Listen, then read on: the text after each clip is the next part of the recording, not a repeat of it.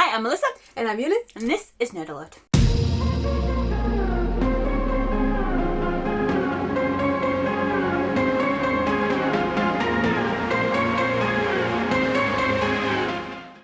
So today we're here with our book wrap-up of the month of October, and I feel like both of us had a pretty good reading month, I might say.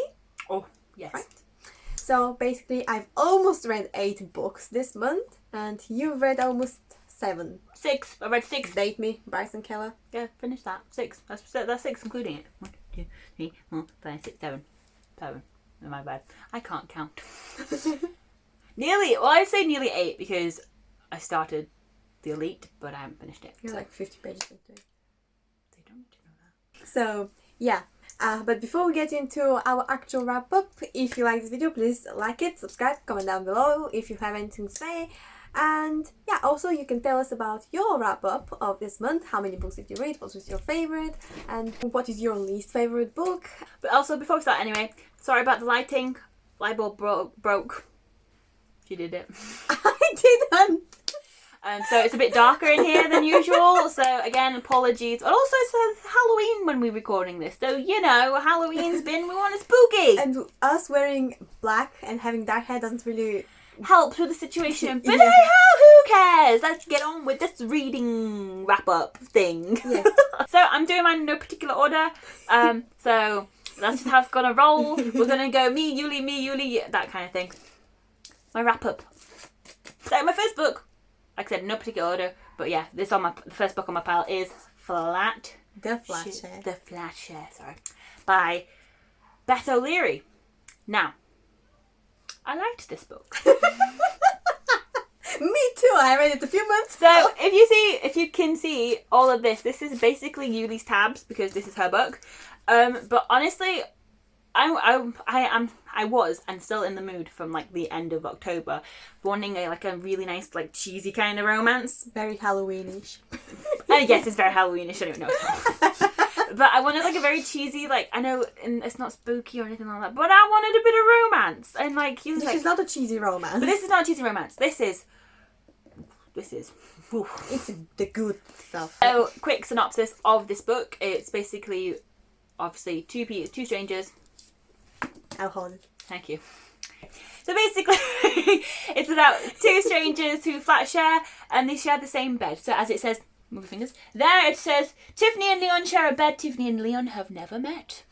And therefore you have it in both their perspectives of Tiffany and Leon throughout the whole entirety of the book. Basically, he works night shifts and she works day shifts. shifts. That's why they have never met, because they aren't in the house at the same time. So that's why they haven't met yet. And they communicated through post-it notes, but I'm not going to... Which is so cute. Which is adorable.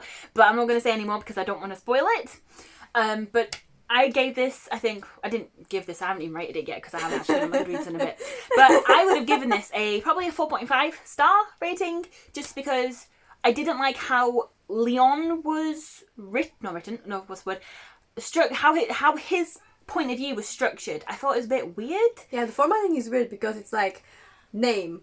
Like, it's like a script, basically. Words. Name. It's Words. script. So it's a bit... I guess in retrospect she's trying to make it out like obviously Tiffany, or Tiffy as she's like named, is the main lead of this because she has the whole quote, like the whole speech marks and everything like that. But I don't know. But She was probably just trying to make it different so they sound different and it's obvious whose point of view is. But it's on the front of the chapter, so you know who's actually yeah, it's kind of obvious who's talking. But I don't know. Other than that, it was a good book. I loved it. It also made me realise a few things. But anyway, it's eye-opening. Mm-hmm. I do recommend it though. It's a good book. Do recommend. Oh my god! It's Melissa approved. Melissa approved.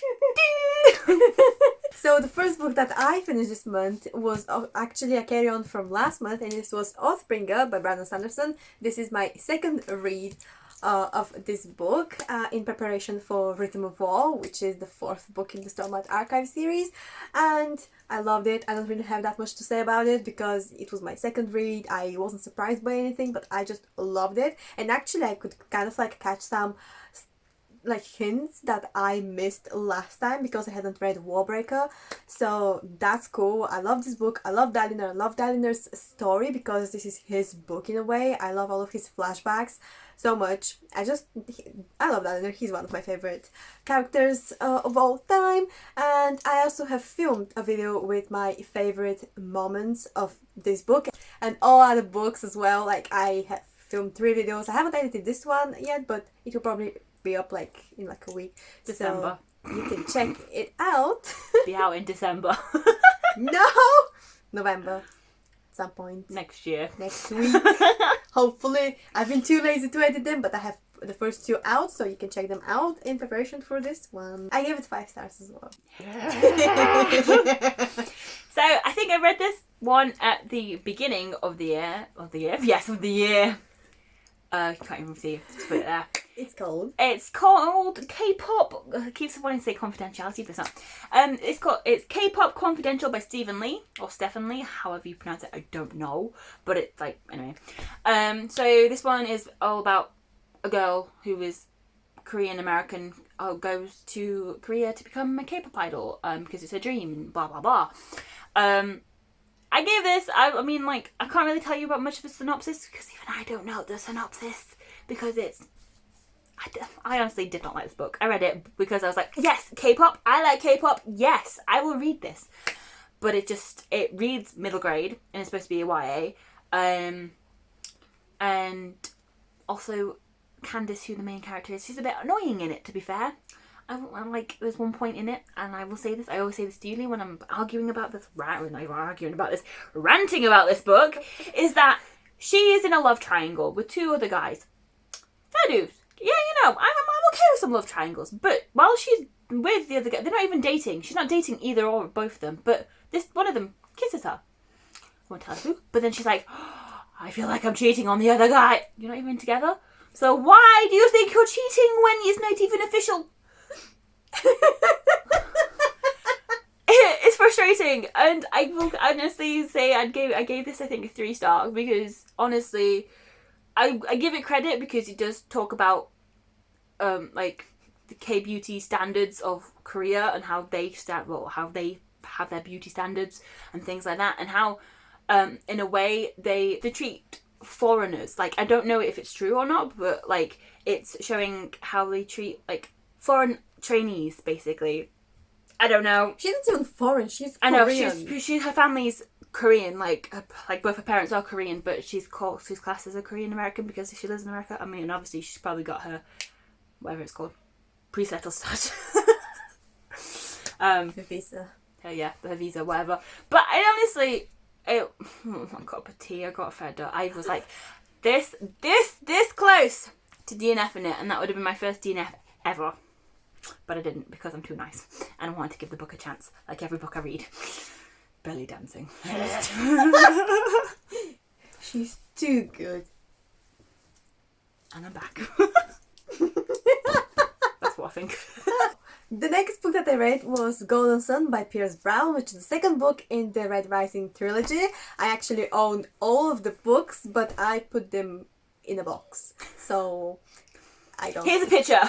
I put both of my. Wait, I have 2 copies of Red Rising, not Golden Sun. But anyway, so yeah, I actually really enjoyed that book. I think it is the best one in the trilogy because it was action packed, but also it had some of the best, not necessarily twists, but more like some things that happened. It was just the best. I loved it so much because of everything that was happening in all of the schemes. What I love the most about the whole trilogy are just all of the schemes and all of the planning and all of the action and just the characters, and Darrow and Severo are amazing and I love them. And yes, I just really, really enjoyed Golden Sun. And it was so good. I really liked it. And one thing that I didn't really like that much about it was that we have this time jump from like Red Rising to Golden Sun. There was like a time jump of a few years, and we don't really know what happened in that gap that we have.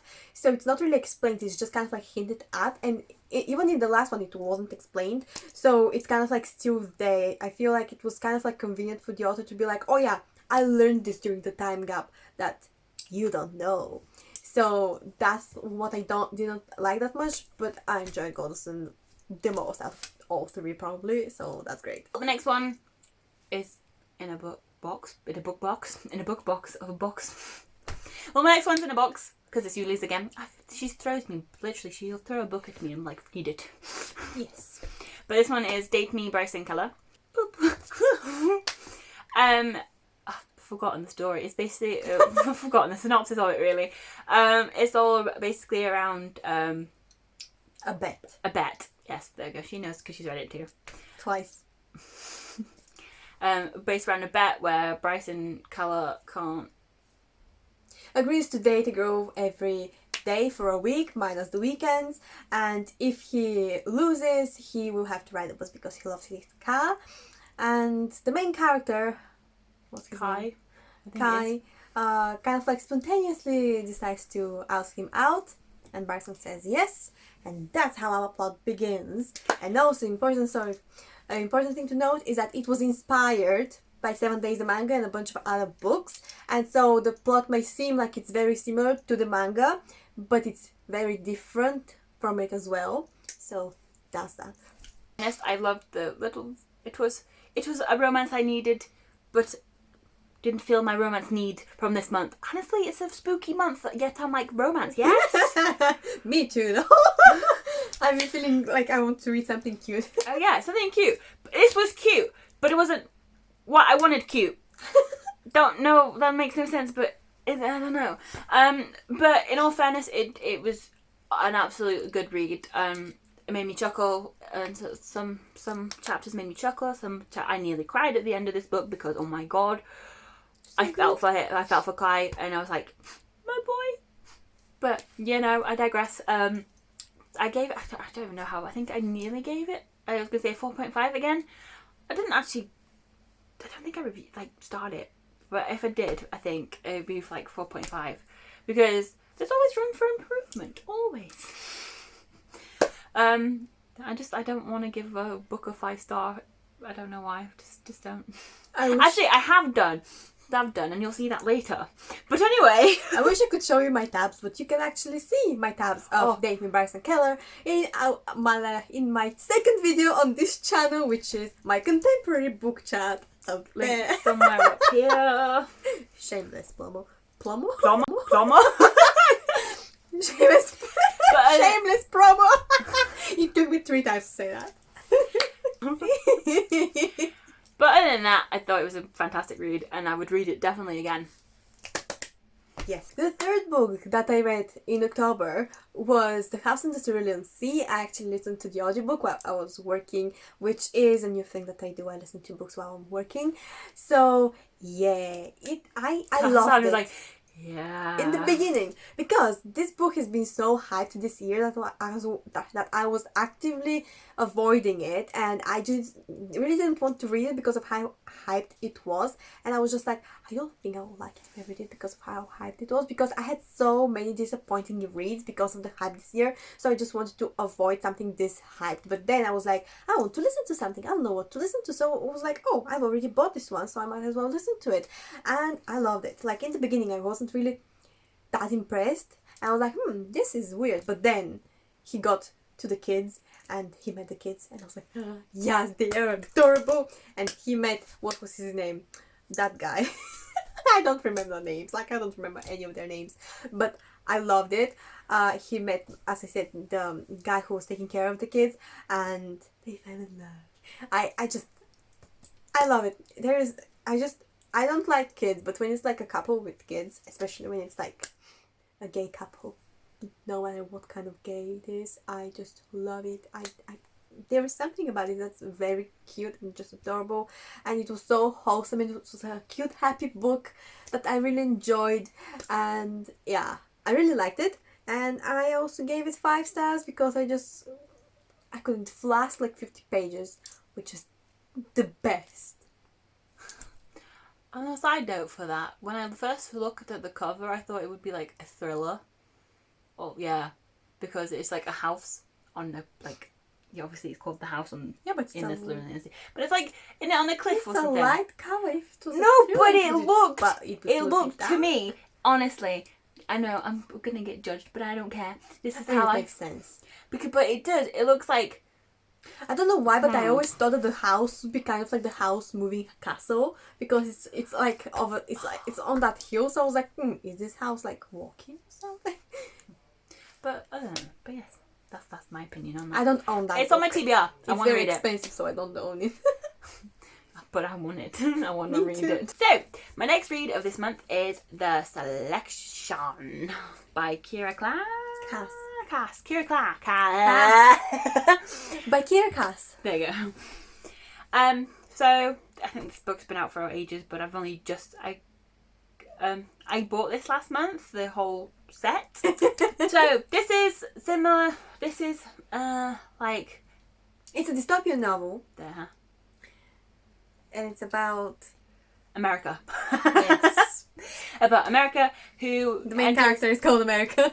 Enters the selection and to be, the Prince Brit, has to pick a bride, and she's in it, and it's based around her. I appreciated the story. It was actually quite interesting. Some of the girls are a bit petty, but I like Molly. Molly is a babe. Not much to really go on. Unfortunately, I personally don't like who she dated in the book. He just got a bit of a weird vibe to me. But that's that. Maxon or Aspen? Aspen. I don't like Aspen, really. He's a bit weird. I don't remember anything about him. I just think he's like, if you broke up with someone, you should literally just leave it, but he's there pining after her. I won't say anything else because that's spoiling, but he just pines after her, after breaking up with her. That's all. But I don't know, I give this a 4-star rating, I guess. Not much to really go on because I'm still reading the series, and I just think she is a bit of a airhead and should be with Maxon, who I'm also accidentally saying is Mason, but isn't Maxon, but I say Mason, so yes. The next book that I read is called The Lesson by Katie Edwards, and it is an urban fantasy series that is based in, I think, in Atlantis, but I might be wrong. On this. Yeah, don't quote me on this. I think it's in Atlantis, and it's like there is this weird mythos and like they have some kind of a history, and like I find the magic system very interesting, but I found it the whole world and the whole magic system I found to be a bit underdeveloped in the first book, and I hoped that it would be more developed in the second book, but I really enjoyed the story and the plot. I listened to the book, to the audiobook of the book. Audiobook of the book. And I really love the narrator. He did a great job. I really enjoyed the books, and also it's gay. So my next one is Yuli's favourite book, Loveless by Alice Osmond. Oops, that's my book. My poor book. It's cool. I ain't gonna lie though, I got this discounted because it was in the sun. So Loveless by Alice Osmond. Would you like to hold it?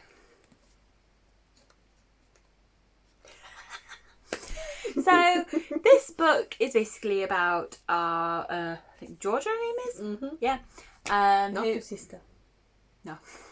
It's about Georgia, who is struggling to find her sexual identity. And she's very stupid. Yeah. Yuli says she doesn't have a personality. Whose wrap up is this? Mine. But yeah, she makes a lot of mistakes in the book and things like that. Because she's stupid. And I can't even. Yes, just English. Its own voices. It's an own voice book, and also it's all about asexuality. And I think it could have been portrayed better in this book as someone who doesn't really know what being an asexual is, and someone who does. For me, it's very it gives me more questions to ask than being told, being answered basically. So unfortunately, and would have preferred if she realized and came to terms, she already knew she already knew her sexuality in the beginning of the book, and then find her dilemmas throughout the book, kind of it was just coming to terms with it, yeah, rather than trying to discover what is wrong with her, because that's kind of what I expected from it. I expected it for her to already kind of know or be in the process of finding out in the beginning and then coming to terms with it, rather than just struggling and suffering throughout it. it also relies on a lot of stereotypes, and I feel like you would enjoy it only if you experienced all of this yourself, or if you have had absolutely no social life ever. Because this, I feel like it was, because this is my British friend here. I'm not British, obviously, so I don't know. I personally think that this is that she got put in very unrealistic situations and over-sexualized situations in order for it to be kind of like in your face that she's disgusted by the mere idea of being physically close to somebody. And we aren't even talking about sex. We mean like hugs or holding hands or stuff, or like even kisses. And like obviously everybody's like, I'm sorry, I completely hijacked. I'll let you talk in a second. No, just keep going. Yeah. Just do you, buddy. Do you.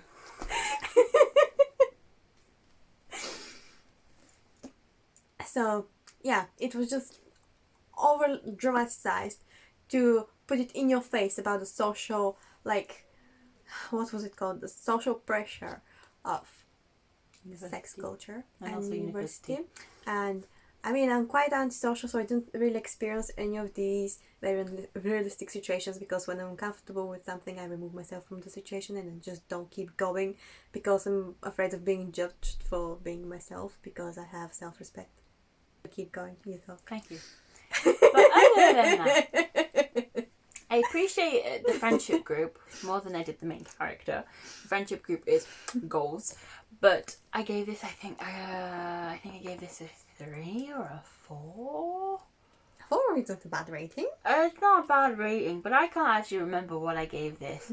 But I know that it could have been a lot better. But that's that. Sunil was the best character in the whole book. He is a gem. The book should have been about him, because he had a personality. Yeah. The next book that I read was The Hanged Man by Katie Edwards. This is the second book in the Last Sun series. Not sure what it's called. It could be Atlantis something, to be honest.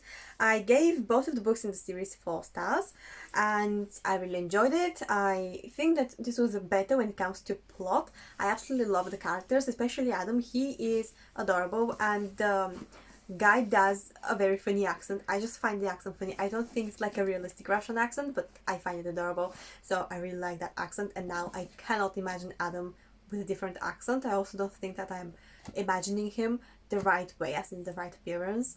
But I don't really care. But I don't really care.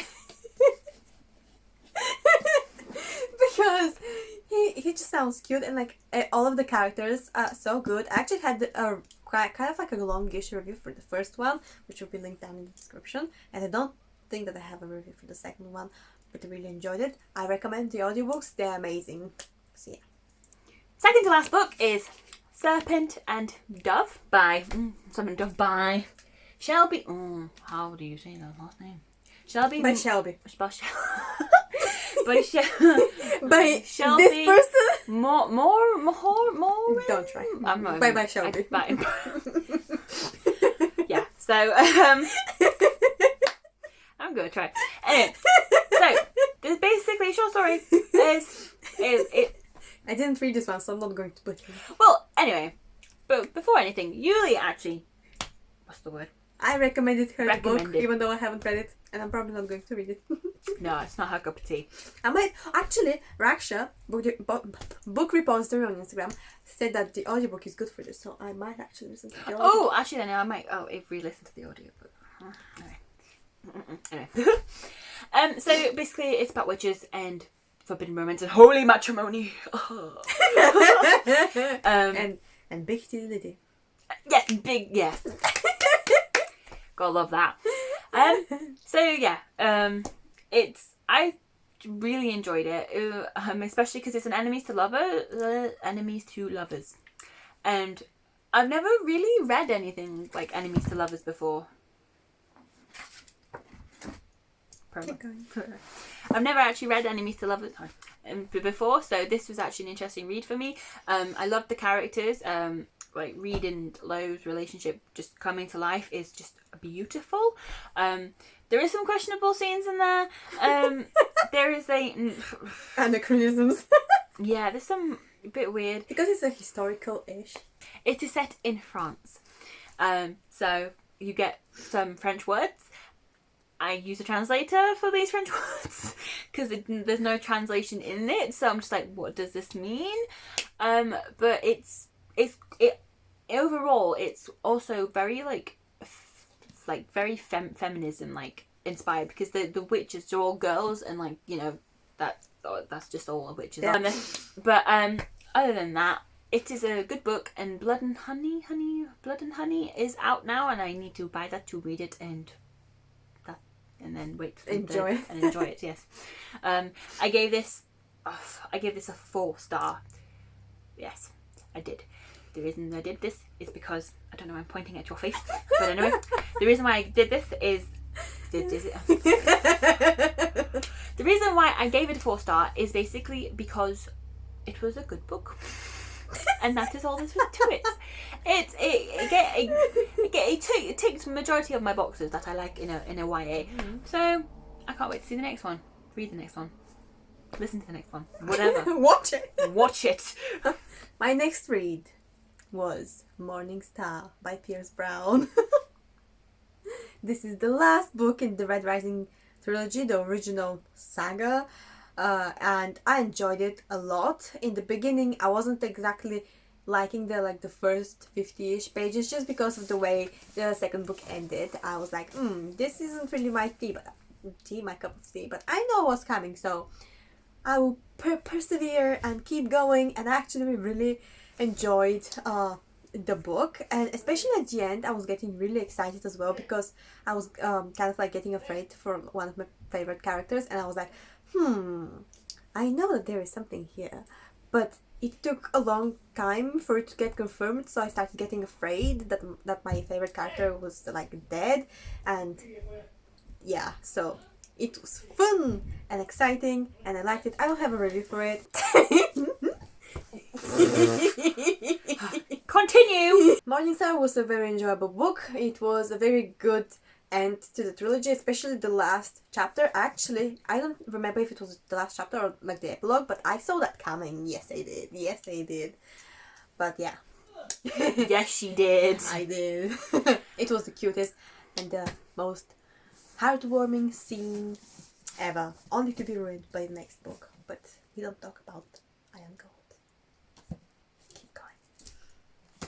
So, the last book I read this month, well, actually, I didn't read it at the end of the month. I read it at the beginning of the book. Is The Empire of Gold by S.A. Chakraborty. Yes. This chef's kiss is the most...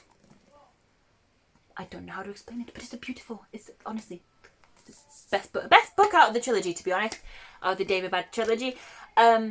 It is obviously tying off loose ends of what happened in the Kingdom of Copper, and therefore, you know, seeing what happened at the end of it. It is beautiful. I really did enjoy this book. I will honestly probably read them again once I get the City of Brass and the Kingdom of Copper for myself, because I read them from Yuli's books. I also, in the end, did decide to listen to the audiobooks instead of reading it, because there's too many pages. And I was pushing myself to read it, but I was just like, there's so many pages. So I audiobooked it, and that was actually my first kind of audiobook. Second audiobook, because I finished the Kingdom of Copper. Kingdom of Copper as well as in the audiobook. So, this out of the whole pile is my 5-star. It's my baby. Ooh. Yes. Because it was honestly such good, and I ship Nari and Ali no matter what. I'm sorry. Nari and Ali forever. And I like, even though at the beginning I was Dara and Nari, I was going to say Dara and Ali, you know, Dali. Any ships out there for Dali? Yeah. Anyway. Dali? Yeah. Dali. Dara and Ali. Ooh. Dara and Ali. That's a name in your two lovers you would love to see. But Ali would be scandalous. Obviously, I was into first 2 books, Dara and Nari, and then obviously stuff happens. In this one. In the beginning. And then I was more, and also because I didn't really like Ali that much, in the first one he was a bit of a Yeah, it's a bit of a but I warmed up from. But I warmed up to Ali and I really enjoyed this book. I do recommend the David Bad trilogy. It's also my first kind of delve into higher fantasy. Adult. That's what I meant. Adult fantasy. My first delve into adult fantasy, and I actually enjoyed it, and I can't wait to read more. Mm-hmm. I gave it 4 stars when I read it. My next book that I read is actually a graphic novel-ish, memoir-ish of a kind, and it's called How to Be Ace by somebody. And it has cute illustrations, and it was honestly what I wanted Loveless to be. Basically, it was relatable to me, which is rare, obviously. Everybody's experiences are different, but this book was actually the most relatable thing, even though it's a memoir. Like, one would think that a memoir would be like kind of like personal to that one person, but I found it very relatable. Many things looked like they were basically copied from like my own mind, which I loved. That's why I don't remember how many stars I gave it. I gave it 4 stars, and I think that was just because the art style is cute, but it's not really my personal taste. But yeah, I really enjoyed it. It was cute, and it depicted a very cute asexual couple, which is basically my goals. So, and then last but definitely not least, my favorite read of the month that I haven't finished yet, but I will tonight, is These Violent Delights by Chloe Gong. Thank you to Holderscape for providing me with a physical ARC, my first physical ARC by a big publisher.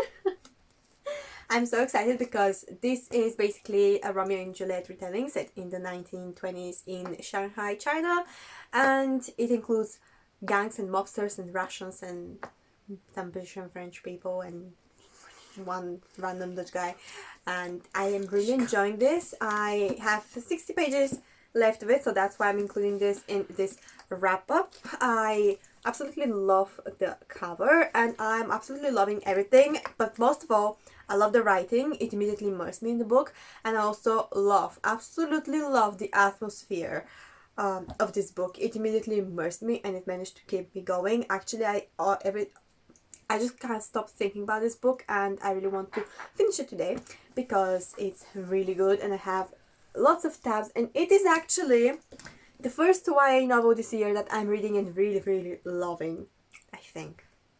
Or if it's not the first, it's then the second, because it's really good. And if you